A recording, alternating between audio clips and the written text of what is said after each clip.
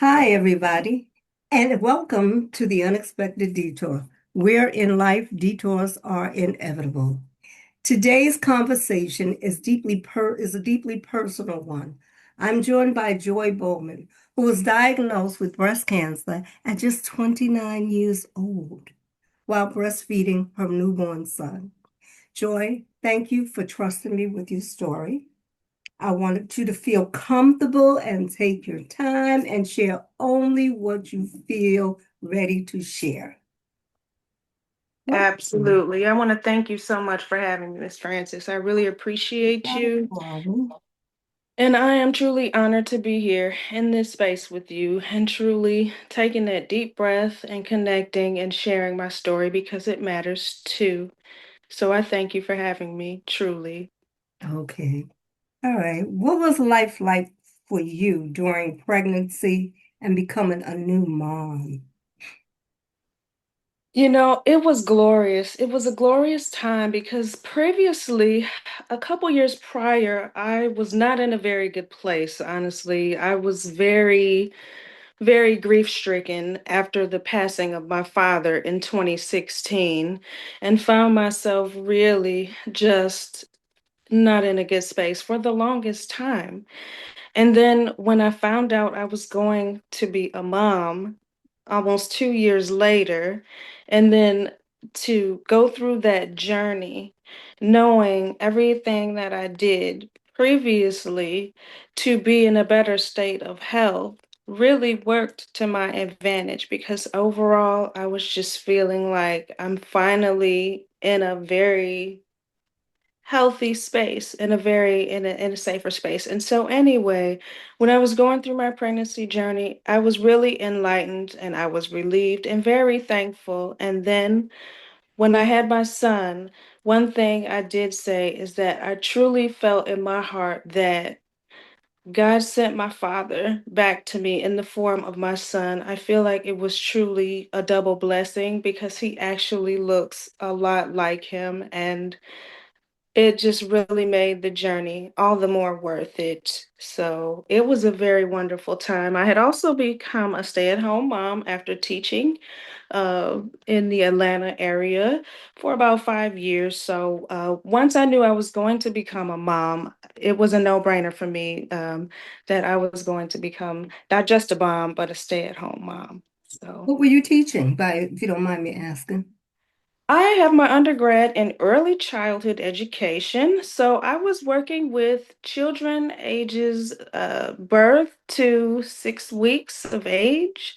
But then the center that I taught at too, the highest age level that you could teach was up to pre-K. And so I have experience from anywhere from birth to pre-K ages and stages. And so I've taught each grade level in between. Okay, let me ask you a question. I ask all the teachers this. How was it like teaching those little kids? Well, it's absolutely a joy, pun intended.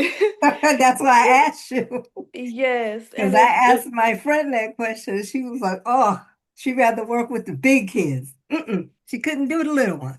it's not for the faint of heart. You've got snotty noses and everything. You're changing diapers, and you're teaching them everything from trying to talk and crawl and walk. And it's just amazing seeing their milestones each year, especially if you're a teacher that moves up each grade level with the children, seeing their growth during those ages is mind blowing. And I really feel like, honestly, it brings out my inner child when I'm working with children those ages. So You're having there's a fun deeper connection for me. Yes. Uh-huh. because it's fun. It is, Yes. truly is. Yes. When did you Yes, first ma'am. notice that something didn't feel right in your body? Absolutely. So, when I had my son, we already knew we were going to breastfeed. And so we were doing well in our journey. We had some bumps along the road, some ups and downs. There was a time where I did end up with clogged milk ducts and mastitis, which is another term for clogged milk ducts. And so that can be very painful, and you can tend to have hardness, soreness, and essentially hardened areas kind of when that happens. And so, right around December 2018 was when I started in my left breast after breastfeeding that night and placing my son down for bed. I noticed a hardening, like a palpable mass in the left breast that was really, honestly, it was small. It wasn't that big. It was smaller than, I would say, a golf ball, probably about the size of a walnut. And so at that point, my mind started to shift back to the mastitis, the clogged milk ducts, and, monitor it and it would just go away.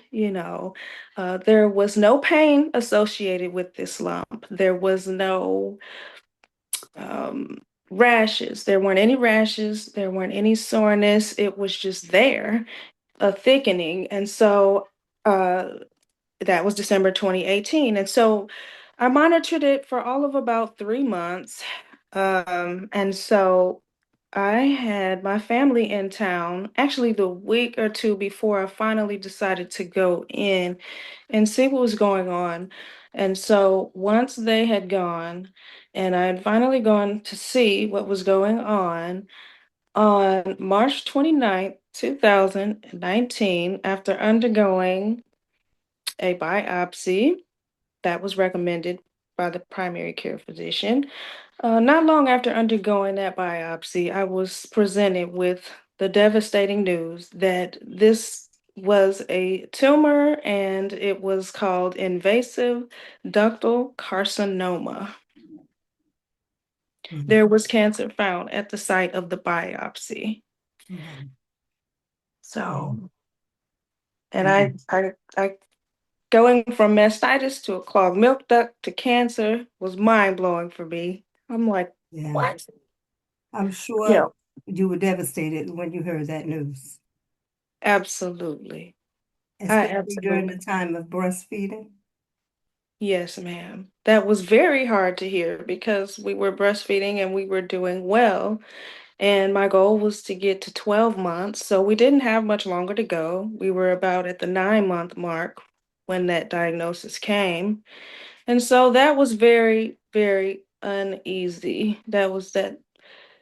It's a feeling I will never forget because what came with that was the immediate, when I got that call, right in the same token, as soon as the diagnosis was revealed, you must discontinue breastfeeding immediately.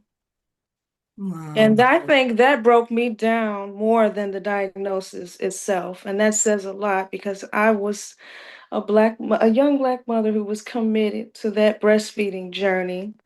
And I think I put more pressure on myself over that than anything. So really there was a lot of overlapping psychologically for me to process what was going on with all of that. That messed up the whole journey right there. Yes, ma'am, it did. And Mm. very abruptly at that. Mm.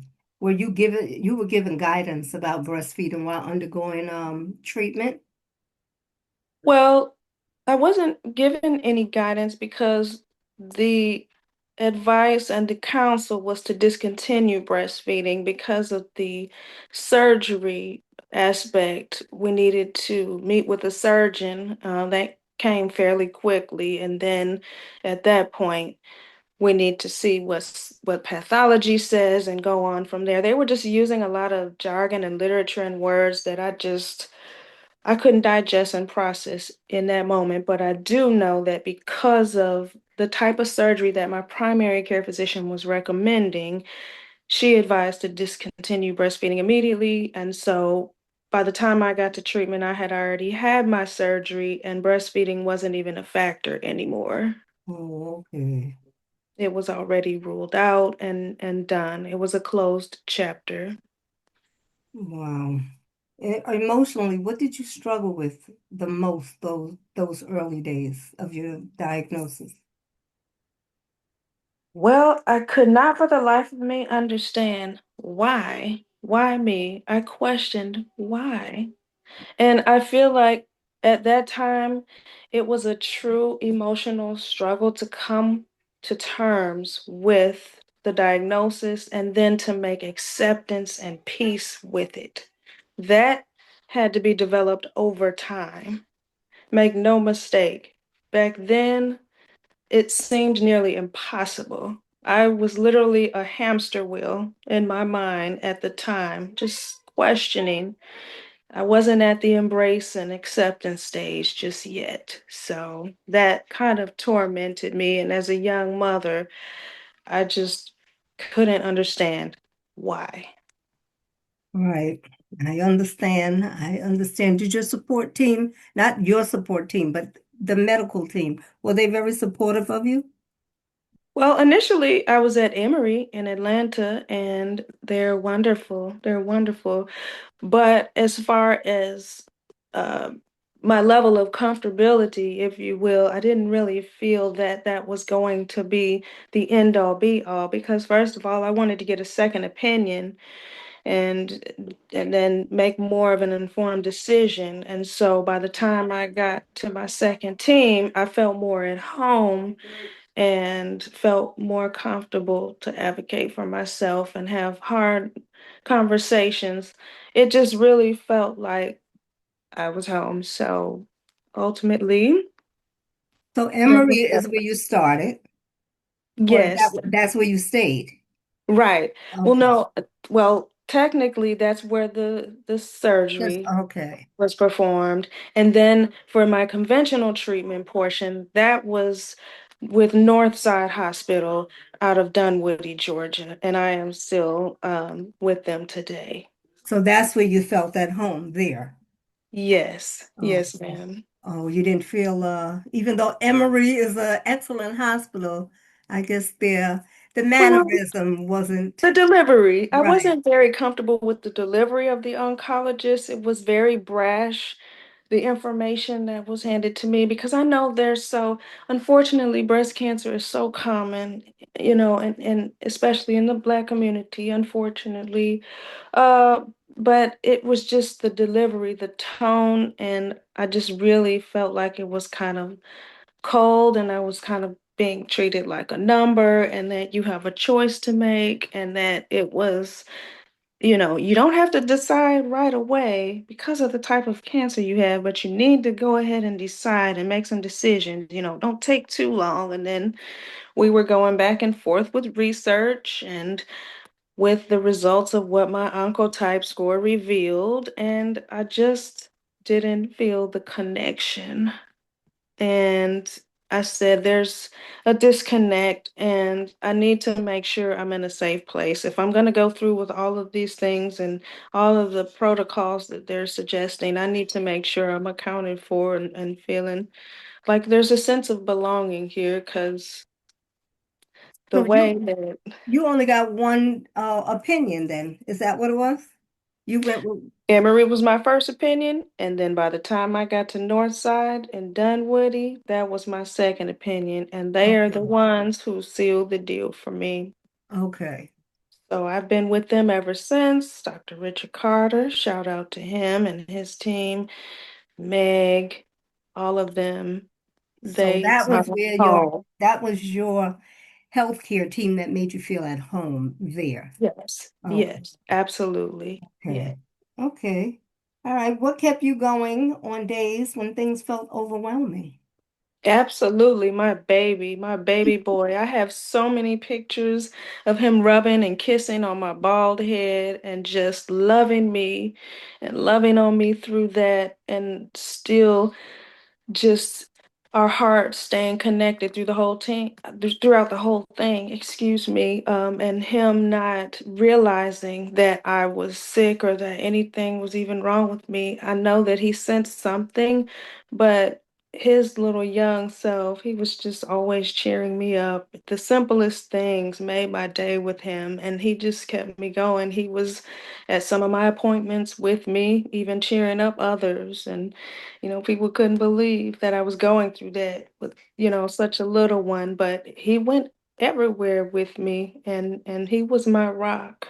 And so, So let me ask you, what stage when you went, what was your stage? So after all of the testing, after the mammogram, after the biopsy, the MRI, and all of those things, uh, the oncotype came back because we had to send that tumor off to be tested in California, and that's what you have to do with smaller tumors in order to figure out how to better treat this early stage breast cancer. So when that pathology came back, there was a certain score that it fell into, and it revealed that there was a higher risk for me to have a recurrence at 9 years out from the diagnosis, um, with distant recurrence, if I choose to forego the chemotherapy and radiation and tamoxifen. There was a greater than 15% chance that I would benefit from taking the conventional treatment plan that was recommended. So after pathology came back and that tumor was picked apart, it was determined that it was a stage 1B, You early had it in stage the breast lymph node, cancer. right? Because It that's what the actually B was. It's supposed to be the lymph nodes. Yes, they told me that it started in the lining of the milk ducts and it has started to break out Oh, of the okay. milk ducts. It was starting, but it hadn't yet reached the lymph nodes. It was on its way, and so I caught it in time. So, but it's documented as 1B. Um, and so it was localized. It was a localized breast cancer. So that is They removed it, a lumpectomy. a lumpectomy was presented because of the size of the tumor and because of where it was located in the breast and because it was essentially suspected that no lymph nodes were involved. We had to wait to get the surgery to find that out because that was a part of the surgery too, a sentinel node biopsy. That means once they go into the breast while they're removing the tumor, they're also going to pull however many lymph nodes from under the armpit to test them for cancer as well. And to my knowledge, they had only taken two of them, to which neither of them contained cancer. So I did go with the lumpectomy, and with that lumpectomy came they needed to go into the right breast and take healthy tissue out to even it up with the left breast and then essentially lift them up because I have a history of dense breast tissue. And unfortunately, that's common in younger Black women. But, any woman with breasts, honestly, whether she realizes or not, may have dense breasts. So, anyway, those things were recommended in addition to the lumpectomy. So, prior to surgery, I was a full C cup, and after surgery, I went down to an A cup. Oh, okay. They took a lot of tissue out of there, huh? They did. They wanted to make sure they got it all and to make sure that I still could have some type of shape of breast with that type of surgery behind that surgery. And so Well, and how did you feel about that? How did it make you feel because basically, from what I see, a lumpectomy is really, depending upon how much tissue is removed, it's a mastectomy called lumpectomy mastectomy. Because I had one. That's why I asked you. absolutely. Well, I had a bit of mixed emotions because the way that it was presented to me was that, you would still have your own breast and that it would not be uh, detached from your chest. Essentially, we're going to go in and remove the tumor from your breast and then collect surrounding tissue that may be affected. Um, and so that was bittersweet news because, like I said, originally a C cup, and just having to sit with that reality because the other choices that were presented to me are not choices I wanted to pursue.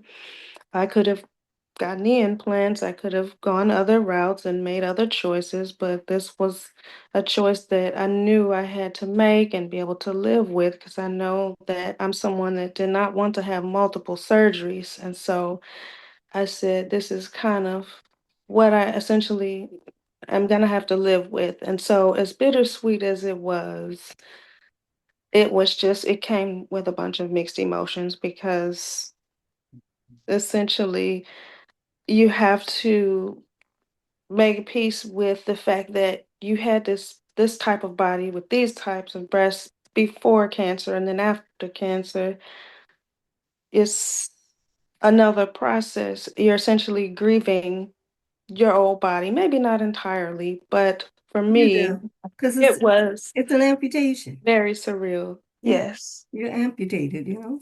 Mutilated. Yeah, Yes. yeah. Yes. So that was personal. Yes. Oh, And and I still know is. your son was the one that brought you a lot of strength throughout this whole journey. Absolutely. My faith as well. Absolutely. My son and my faith. Absolutely. Cancer truly taught me, truly, and I was always a believer, but when you're diagnosed with something such as cancer, really any kind of disease, autoimmune, um, you're essentially kind of forced to get outside yourself a bit and lean on something higher. And that looks different for everybody. Yeah, I identify as Christian, you know. So it's God for me always and always will be. right. Uh, Me too. so That's why I yes, look to the hills. Yeah, okay. absolutely. All right. So What would you? say Yeah. no more. You know. Mhm. Yes, ma'am. So looking back on this experience, what did you learn about joy? Wow, that's I feel like it's a very multifaceted question because I've learned to really meet myself beyond my diagnosis and go a bit deeper and really connect with myself as far as who I was before and who I am after this. I really had to take a deeper look at what I was doing, what I was consuming, what I was allowing, what I wasn't speaking up on enough of. There were so many different things that I had a chance to reflect on, what I was allowing, what I was tolerating. And so I had to kind of re-meet myself, re-meet a new version of myself, because not only am I grieving my old body and trying to make acceptance and come to terms with my diagnosis. But how do I show up in the world now beyond this diagnosis? And so I really had a chance to not only relearn myself and meet myself where I am, this new version of myself, but I've really had a chance to study cancer and pick the body apart and all of the systems, um, to really try and get a better foundation of not just myself, but a better foundation of this disease and how it relates to me and so many other women who just want to be healthy and live long, healthy lives at that. So I really just met a whole new version of myself after this happened because I really just wanted to understand. And then once I understood, I really made it my mission to try and help others understand, or at least try to better make some sense of really who you are, this next level. It requires you to just really, I think, be open to just learning a little bit deeper, and you'll be surprised. You'll On the be other very side, surprised. eh? Of what Yes, you find out about you, how strong you really are, right? Yeah, absolutely. I Absolutely. know, I know. Yes. Um, Tell me about your diagnosis. So you said you were stage 1B, but then along with it, it comes other subdivisions. So say you were I know you said it's HER or ER. So I was ER positive Mm-hmm. and PR negative. Okay. and HER2 negative, and 100% estrogenic. There was no progesterone found in my tumor, and the HER2 negative just translates to slower growing cancer, meaning not as aggressive as other types and a bit more treatable than other types. So my tumor was 100% estrogenic. And so they gave you Totally, the tamoxifen, totally. right? They wanted to prescribe me tamoxifen, and they did. And I took it for a brief time, but I have since not taken the tamoxifen, and have pursued a more holistic route to my healing and health. And But so, you had radiation and you had yes, chemo. How many sessions of chemo did they give you? there was 20 radiotherapy treatments to the left breast. They were Monday through Friday. And so you just had the weekend to recover. So Were you tired after? there was some fatigue. The first couple of weeks I was rocking. I would say probably by the third week, there was some fatigue, and then the burns started to come into play. And really, the last week, it really came under fire with the burns and really turned up the heat. But I was so thankful that it was my last week. So short, but it was a short, but it was a very memorable time. It wasn't anything like chemotherapy. It had its own, you know, set of vibes, if you will. But yeah, it was unique in and of itself. Another experience that I will never forget. Okay, so you had surgery first, correct? Yes, ma'am. Chemo. Chemo was second. How Yes. many treatments of chemo did you go through? 16 in total. But it was how did they do yours? Was it every week? It has to be spaced out, right? Right, that is correct. So I did have the adriamycin uh, combo, also known as the Red Devil. Oh, you had And that one? yes, that was the first four treatments, and those were given every 2 weeks. And it required a Neulasta patch on the back of my arm to boost my white blood cell count in between those infusions. So those were the worst of the chemotherapy that I had ever experienced in my entire life. Again, another set of experiences, side effects, things of that nature with that one. But then Taxol was 12 weeks. That was 12 rounds every week. And those were, and Red Devil were 6-hour drips. Taxol was a 2-hour drip. So it was a shorter time. And with that, I was doing some cold capping during the Taxol sessions where I had the mittens and I had the socks where those had to be frozen ahead and sitting on black ice the night before treatment. And then presented to me not long after getting the Benadryl and things like that. Once we got the anti-nausea medication and things, once I knew the Taxol drip was coming, we then had to get me into the gloves and socks, and that was another experience in and of itself. But the whole idea and premise behind that was to reduce the likelihood of experiencing any type of neuropathy in my fingers and toes after anytime during or after treatment was completed. But I'm So. sure you lost your hair. In one of those, that I red devil. did. I did not cold cap my hair. I actually decided to shave my hair after the first infusion of Red Devil. I did not want to put myself through allowing it to shed little by little, day by day, grieving, brushing it in the brush, and I just really wanted to take control and buzz it. And it was a very freeing experience, although hard initially. I cried at first, stood before the mirror and gave it a nice pick out and took my pictures. And then before I knew it, I was cutting. I had a pair of scissors because I had quite a bit of hair. I was a new mom, all the prenatal care, really was beneficial to me. So it was sad to see it go. A lot of it, granted, was unhealthy.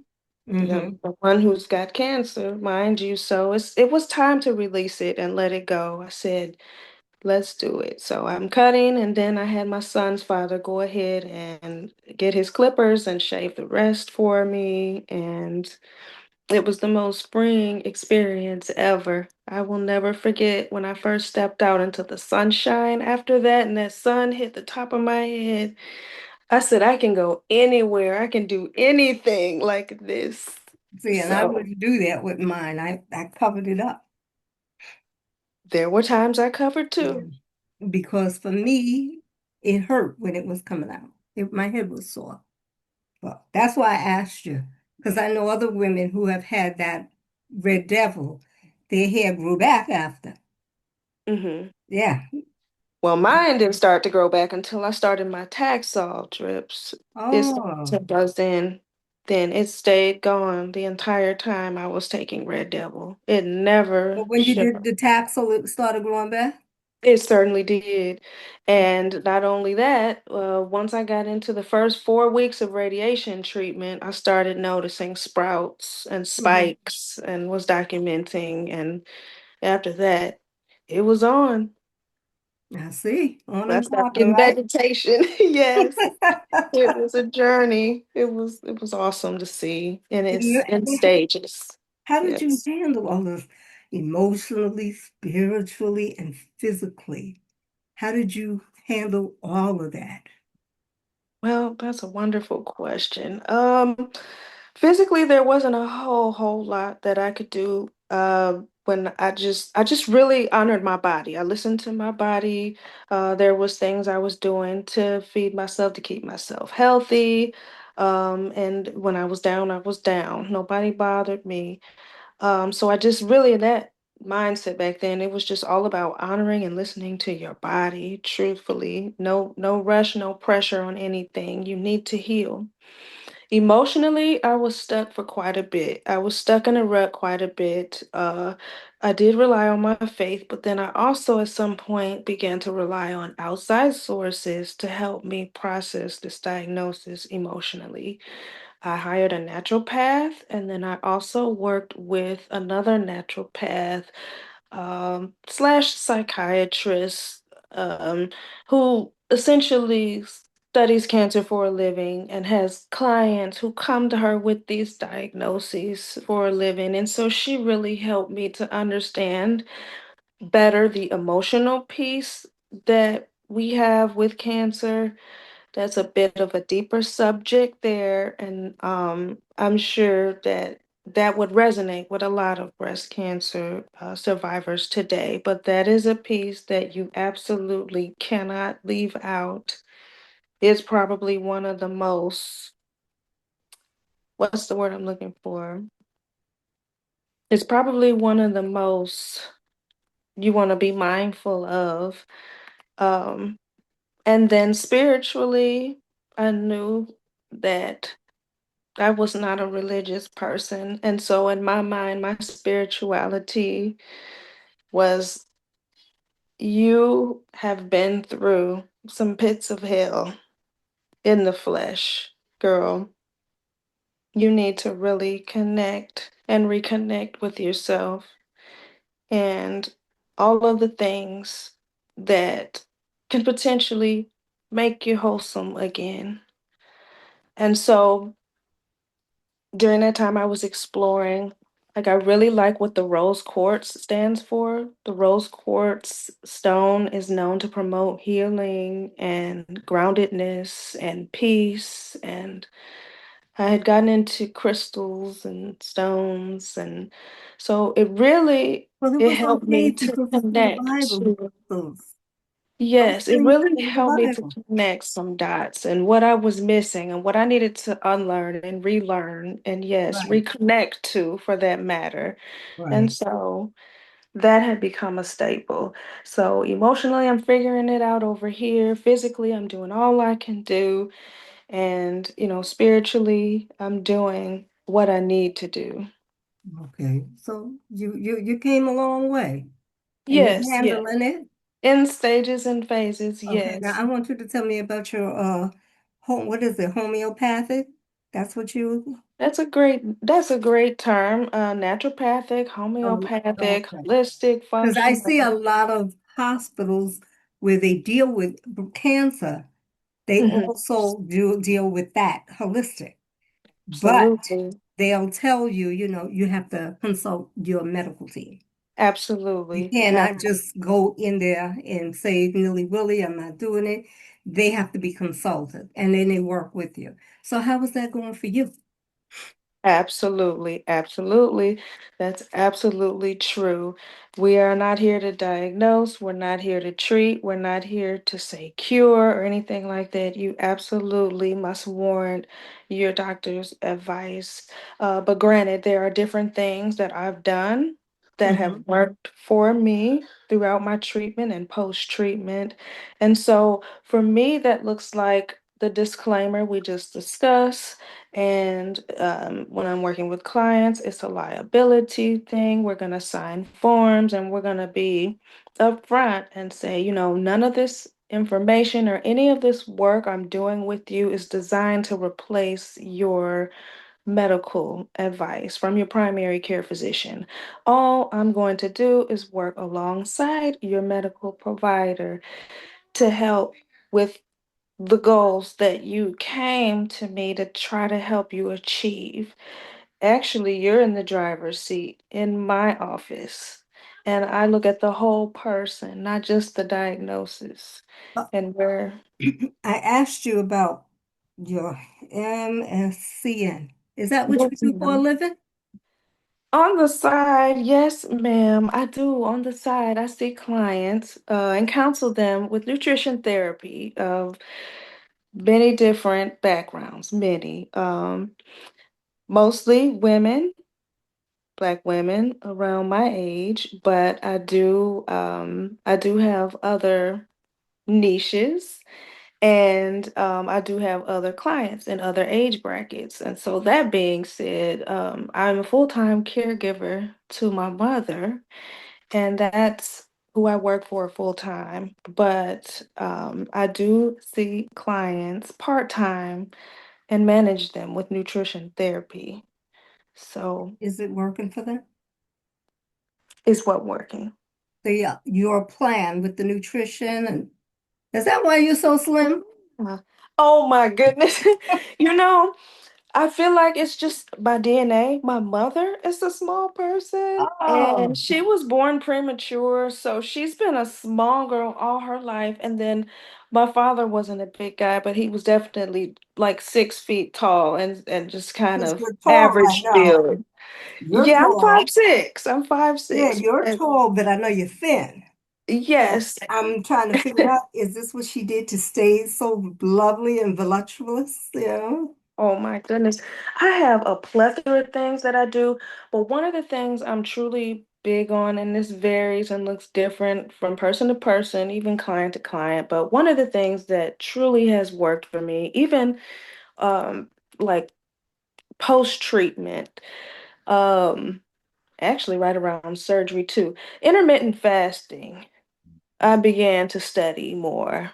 And once I got a good foundation of what that is and how that works and how you can utilize that as one of many strategies to manage your weight, I figured that I'm someone that could benefit from that. Once I studied, and then you just have to be mindful of the windows and make sure that it's sustainable for you. And I think once you're able to manage what works for you, it becomes habitual and then it's a lifestyle.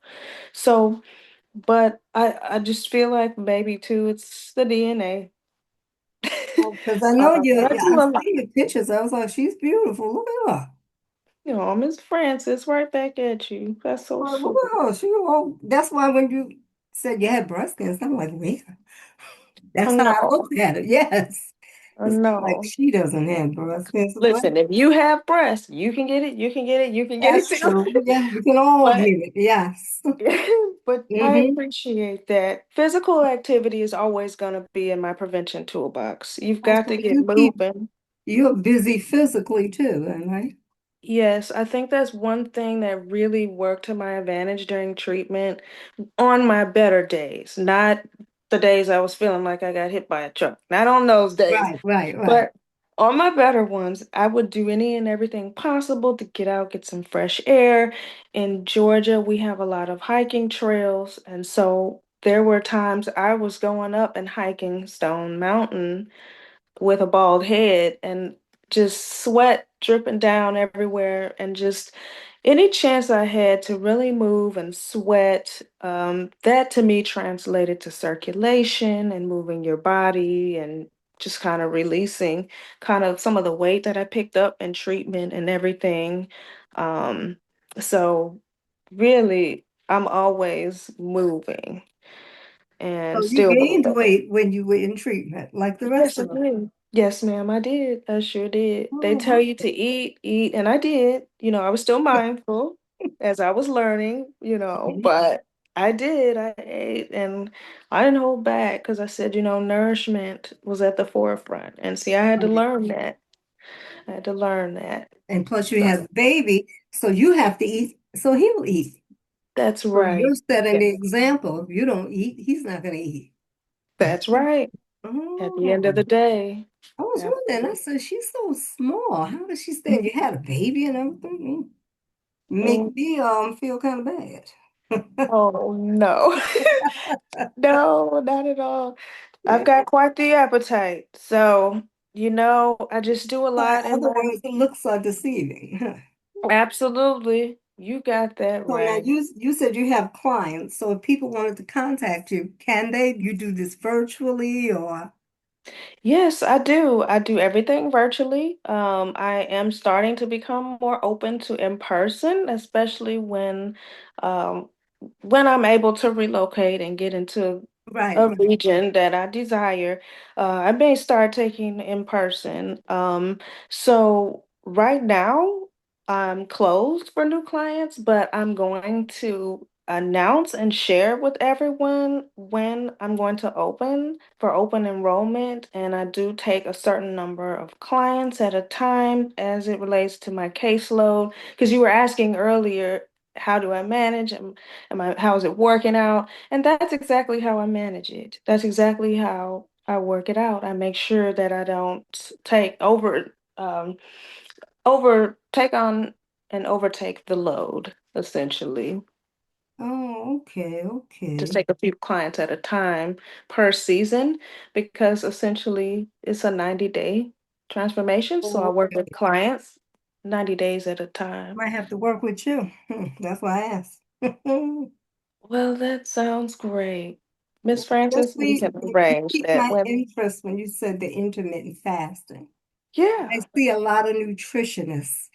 That's what they talk about, this intermittent fasting. So I'm like, what are they doing? So you don't have to tell us now. When the time comes, you'll explain it to me.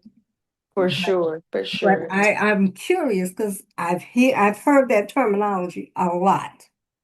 So I'm like, what are they doing? I know they don't eat or whatever. I don't know. So I know Well, some people will fast where they won't eat a certain time of the day and then they'll eat. But then to me, it's like you're going to overeat then because you're going to be hungry. So you must have the clue to how to do it. Hmm. yes, ma'am, I do. There is definitely a method to the madness. That's Don't why I worry. said I'm going to have to get with you so you can teach this old lady how to do it. No worries. I got your back. Yes. No worries. Yes. Now He's let me gonna ask be you fine. something.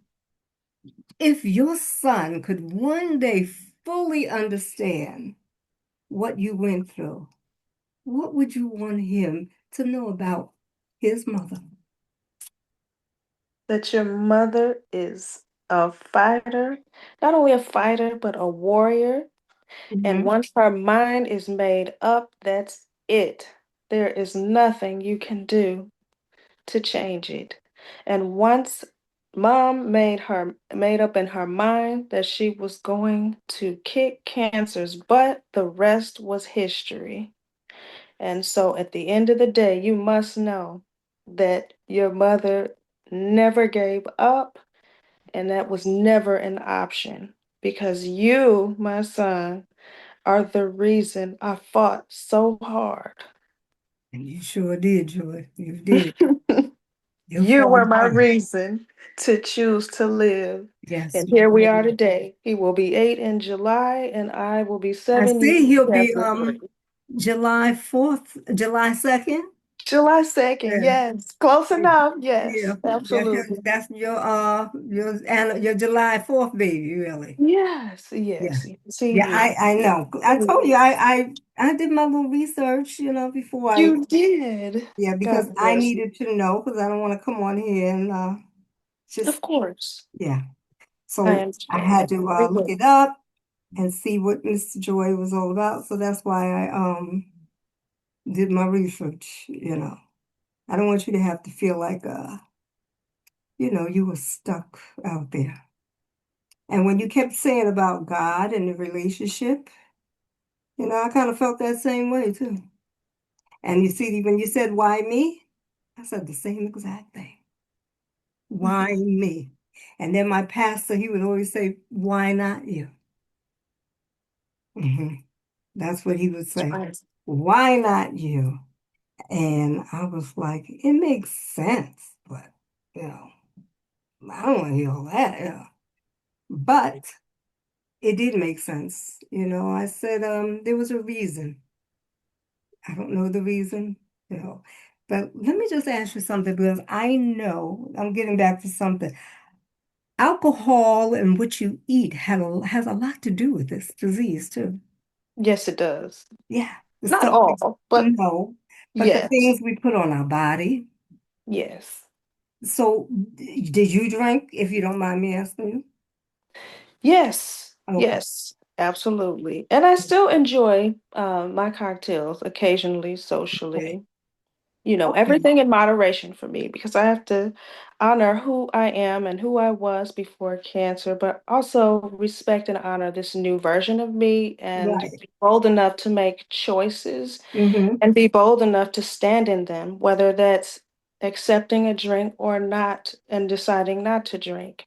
Either way, you have to be more firm about your choices and stand on Yes. them, I believe, once you are diagnosed. And so I made several changes. I absolutely did.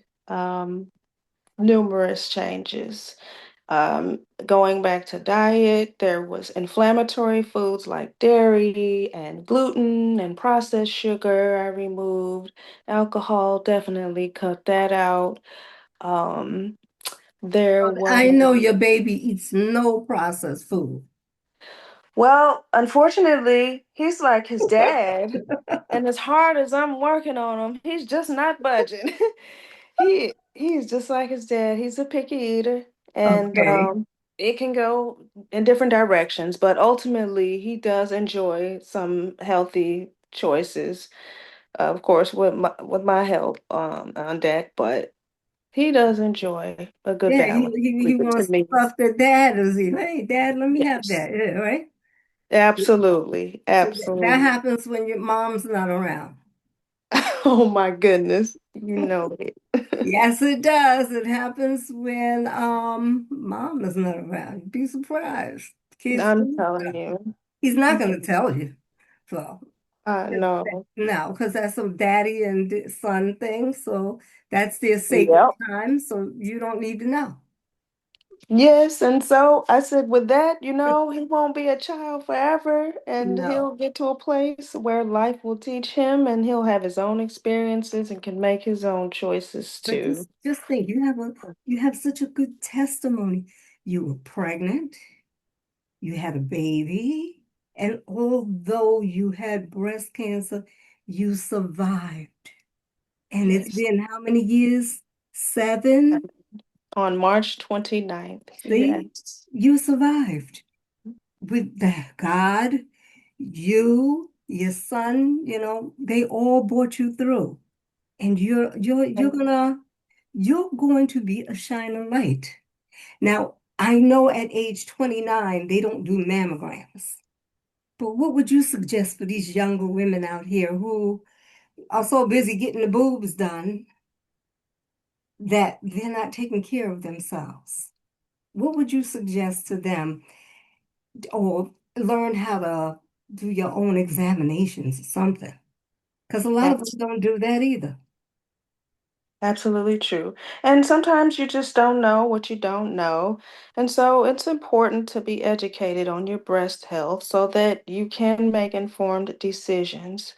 You are allowed to make your own choices, but it's wise that you definitely take care of yourself by actively taking the steps to do self breast exams because it's clear that research is showing that more and more are being diagnosed in their 20s and 30s and you know, at least do your due diligence Right. before you go in for some of these life-altering surgeries.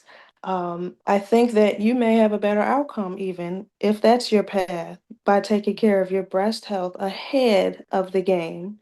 So Right. that by the time you have that surgery, your healing process and recovery looks, nice and you'll have a better chance at healing and recovering much quicker, I think, when you take better care of yourself in that fashion. But for those who haven't been diagnosed and for those who have yet to be diagnosed and who are battling cancer now, I will say it's not your fault. I will say you are not your disease.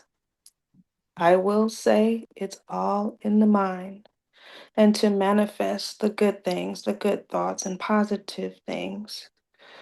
What you say, I believe there's power in the tongue. What you say to yourself, it's either going to bring negativity to you or positivity to you. You are going to be attracting what you're putting out, even if it Say that is again, Joy. Say it yourself. again so they'll hear the words. The law of attraction works for you too. You need to be mindful of what you are saying to yourself and what you're mirroring or absorbing. Be mindful of what your mindset is when you're going through something like cancer, because at the end of the day, what's in the mind starts in the mind, and then the rest follows in the body. So if you're feeding your mind joy, your body is going to respond with joy. Yes. It wants to love you back, but you need to love it first. And so manifest good thoughts, because if it's just the opposite, you're going to end up in a place that you don't belong in and you don't deserve to be in. And it would make it that much more tougher for your body to heal and recover with something like cancer. Give yourself some grace. It's a tough time. Get outside yourself with something I really wanted to capitalize on. Really, I don't know what that looks like for you, for everybody else, but for me, it's my faith. Um, and speak up and ask the hard questions. Do advocate for yourself, especially the more comfortable you feel with your team. Write things down. Don't be afraid to have a calendar and to have notes and just breathe. Again, you are not your disease.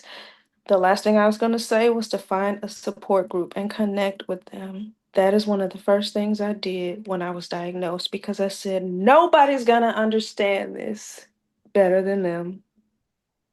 And that's exactly true. That was the best thing I could have done. So, I'm glad.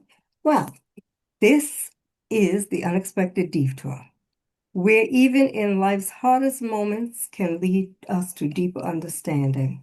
Let's thank Joy for stepping out in faith, stepping out in transparency, and sharing her journey with us all.